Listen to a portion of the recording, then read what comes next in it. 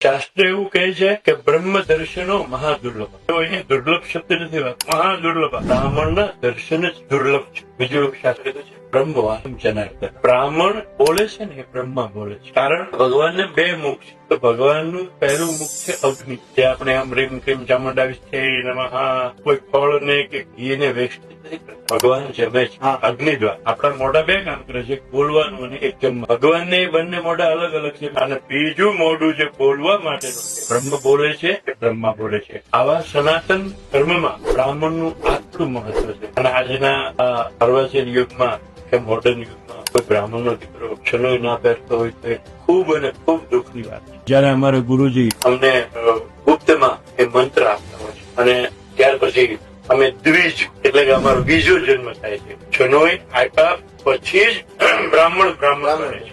ત્યાં સુધી બ્રાહ્મણ હોતો નથી, એને દ્વિજ કહેવાય. અને જનો